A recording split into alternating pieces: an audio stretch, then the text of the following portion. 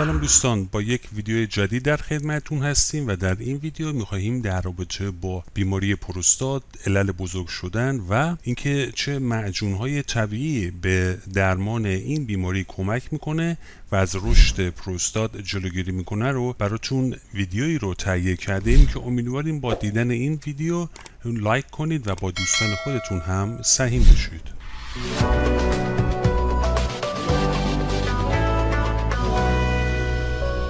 اما پروستات چیست؟ پروستات غده‌ای به اندازه گردوست که بین مثانه و آلت تناسلی قرار گرفته. پروستات عضوی از دستگاه تناسلی مردانه است و در کنار مجرای ادراری قرار داره و موقع انزلال جنسی مایع سفید رنگ ترشح میکنه که تقریباً 1/3 حجم منی رو این مایع قلیایی تشکیل میده. درباره علت به وجود آمدن پروستات هنوز علت به خصوصی مشخص نیست. اما عوامل مرتبط با افزایش سن و تغییر در سلولهای بیضه ممکن است در رشد غده و همچنین سطح تستوسترون نقش مهمی داشته باشند. دلایل زیر در مبتلا شدن به پروستات دخیل هستند.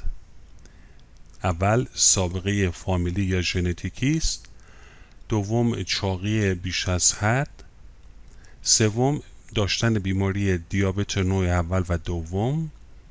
و چهارم، عدم فعالیت است. اما درد پروستات از کجا آغاز میشه؟ التهاب پروستات علت پروستاتیک مزمن شبیه میکروب عفونت ادراری است. علائم پروستاتیک ممکنه زیاد شوند یا از بین بروند. زمانی که بیمار تظاهر به درد و ناراحتی میکنه و این درد رو در ناحیه آلت، اطراف مقعد، در ناحیه پشت و بالای استخوان بوبیست در فرد بیماری رو ایجاد میکنه. در واقع همون درد پروستات است. در این مواقع دفع مدفوع همراه با درد است و درد به بیضه ها منتقل می شود. اما اندازه طبیعی پروستات چقدر می باشد؟ پروستات در سن کودکی تا پیش از بلوغ اندازه کوچکی داره و در هنگام بلوغ شروع به رشد کرده و معمولاً در 20 سالگی به اندازه ثابتی میرسد. محدوده اندازه طبیعی پروستات در مردان بالغ از 30 cc بیشتر نیست، یعنی تقریباً اندازه یک گردوست. اما پس از 40 سالگی پروستات شروع به بزرگ شدن کرده و به اندازه یک توپ گلف میرسه. پروستات بالغ در جوانی بین 7 تا 20 گرم وزن داره، اما در میان سالی این وزن به 60 گرم میرسد. درمان پروستات با روش‌های سنتی و بروز قطعاً امکان پذیره. در این تعدادی از این معجون‌ها و درمان پروستات و کوچک کردن پروستات آشنا خواهیم شد. اولین مواد عصاره آلوی آفریقایی است. دیده شده که عصاره آلوی آفریقایی شامل مقادیر بالایی از اسیدهای چرب، الکل و گروه استرول هاست، از قبیل بتاسیسترول که حاوی آنتی اکسیدان است و تأثیرات ضد التهابی بر دستگاه ادراری و جنسی داره. برخی از مطالعات نشان داده که مصرف روزانه 100 تا 200 میلی گرم عصاره آلوی آفریقایی یا مصرف 2 وعده در روز باعث کوچک شدن پروستات می شود. گیاه بعدی اوربیگنیا اسپیشیا که به فارسی باباسو گفته میشه هستش. باباسو گونه نخل است که بومی است و در برزیل رشد می کند. تعداد فراوانی از قبایل بومی برزیل از هسته خشک‌شده این گیاه و آب شده آن برای بهبود وضعیت دستگاه ادراری و تناسلی خود استفاده می کنند.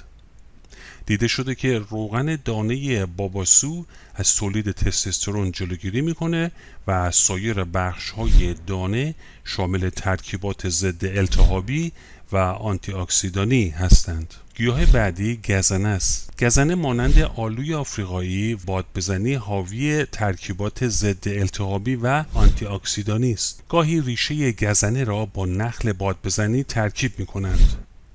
تحقیقات بیشتری نیاز است تا تاثیرگذاری آن مورد بررسی قرار بگیرد. گیاه بعدی تخم کدو است.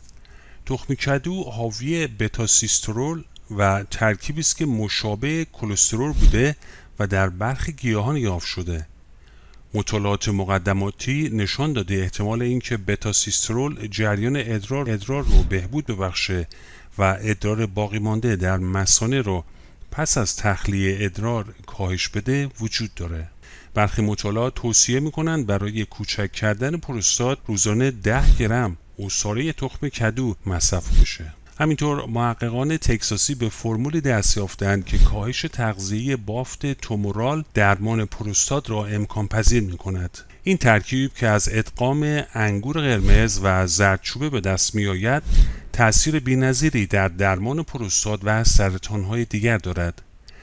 نتایج حاصله از مطالعه اسکرینینگ که روی 145 نفر انجام شده نشان داده که ترکیب زردچوبه و انگور قرمز بهترین راه حل در درمان پروستات است. به خصوص مواد شیمیایی موجود در زردچوبه میتونه از رشد و تأثیر سلول‌های سرطانی جلوگیری کنه. محققان این ترکیبات را به صورت جداگانه و به صورت ترکیبی روی سلول‌های سرطانی گرفته شده از موش و انسان آزمایش کردند و موفق شدند 3 ترکیب را شناسایی کنند که بیشترین تأثیر را در توقف رشد سلول‌های سرطان پروستات داشتند. این ترکیبات عبارتند از کورکومین، اسید اورسولیک و رسوراترول. پژوهشگران سپس این 3 ماده را در الگوهای سرطان پروستات در موش‌ها آزمایش کردند. آنها متوجه شدند هنگامی که این 3 ماده با هم ترکیب شدند، این ترکیب طبیعی از جذب گلوتامین توسط سلول‌های سرطانی پروستات پیشگیری می‌کنه که منجر به پیشگیری از رشد تومور در موش‌ها شد. گلوتامین یک اسید آمینه مورد نیاز سلول‌های سرطانی پروستات برای رشد است. بنابراین پیشگیری از جذب آن سلول‌های سرطانی را به طور مؤثری گرسنه نگه داشته و باعث مرگ آنها می‌شود. این نتایج به خوبی تأثیر انگور قرمز و زردچوبه برای درمان پروستات را اثبات کرده است. اصلی ترین تمرکز زردچوبه روی درمان پروستات بر پایه مواد شیمیایی موجود اونه. تحقیقات روی مواد شیمیایی زردچوبه نشان داده که این مواد میتونه از پیشرفت‌های مزوتلیم‌ها یا سرطان بدخیم هم جلوگیری کنه. یکی از مشکلات اساسی که در مورد سرطان پروستات وجود داره و نتایج عملی بسیاری از درمانها را ناکام کرده جنبه ژنی است. بله درست است. در ایجاد سرطان پروستات جهش‌های ژنی موثرترین نقش رو در درمان پروستات زمانی که پای ژن‌ها در میان باشد کمی دشوار می‌کند. چرا که اکثر داروها معمولاً توانایی برطرف کردن مشکلات ژنتیکی را ندارند. یکی از جالبترین تحقیقات در زمینه پزشکی تحقیقی بود که در سال 2013 در اوکلاهاما انجام شد. در این تحقیق دانشمندان از زردچوبه برای درمان پروستات‌های ساده با کمترین نقش ژن استفاده کردند. مواد بعدی تأثیر پلیفونین‌های موجود در گزنه برای درمان پروستات. دلیل اصلی قدرت بالای معجون درمان پروستات گزنه را باید در ساختار و ترکیب اون بررسی کرد. پلیفنول یکی از مهمترین ترکیبی است که در گزنه یافت میشه و در حقیقت این گیاه از نظر مواد شیمیایی گیاهی پلیفنول سرشار از گیاهان پلیفونیل می باشد. بررسی و پژوهش در این ترکیب نشان میدهد که پلیفنول با آغاز طیف فرایندی در بدن از شروع بسیاری از بیماری‌ها جلوگیری میکنه و همچنین زمینه رو برای درمان بسیاری از بیماری‌ها ثابت میکنه. معجون درمان پروستات گزنه نه تنها بیماری پروستات رو درمان میکنه بلکه احتمال ابتلا به این بیماری رو هم تا حد زیادی کاهش میده. این معجون آرتروز و درد رو هم تسکین میده. بنیاد آرتریت پیشنهاد میکند که چای گزنه نیز ممکنه التهاب و درد و آرتروز رو کاهش داده و همچنین مصرف این گیاه قند خون رو پایین میاره و به لوزالمعده کمک میکنه انسولین بیشتری بسازه یا اونو در خون آزاد بکنه. در مقاله منتشر شده در سال 2009 در دانشکده جان هاپکینز با نام برای درمان پروستات چه بخوریم به خوبی به اثرات سلنیوم پرداخته شده و گسترده ای از ویژگی ها و معایب اون بیان شده. در این مقاله اومده که این ماده معدنی نقش پیشگیرنده‌ای در برابر سرطان پروستات ایفا میکنه. این ماده مفید در گردو به خصوص گردوی برزیلی، غذاهای دریایی، ماهی، سبوس گندم، جوانه گندم، جو دوسر و بنت. مواد بعدی لیکوپن هست. هیچ ماده‌ای به اندازه لیکوپن قدرتمند نیست. این ماده عموماً برای جلوگیری و درمان سرطان پروستات به کار میره و با مهار کردن تظاهر گیرنده‌های آندروژن در سلول‌های آسیب دیده فرایند درمان رو پیش میبره. همچنین ممکنه پیشرفت چرخه سلولی رو تنظیم کرده و تکثیر یافته‌های تومورال را تا حد زیادی کاهش بده. همچنین این ماده میتونه خواص کوموپروتیک داشته باشه که به جلوگیری از پیشرفت بیماری‌ها نیز کمک کرده بیماری‌های مرتبط با پروستات را نیز از بین ببرد. همچنین میتواند بهیست. پس برای پیشگیری و درمان انواع بیماری‌های مرتبط با پروستات مصرف آن را از همین امروز شروع کنید. حتی مصرف 1 گوجه در روز به درمان بیماری شما کمک موثری میکنه.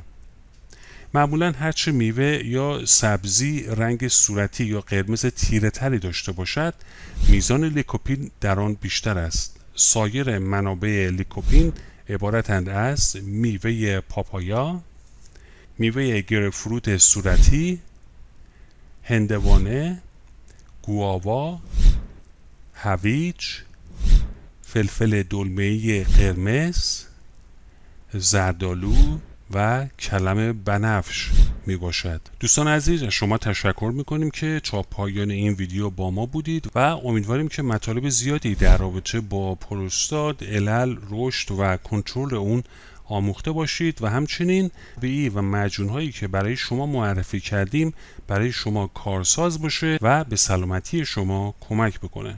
اگه ویدیو ما رو دوست داشتید اون رو لایک کنید و با دوستان خودتون هم سهیم بشید. امیدواریم که همیشه شاد و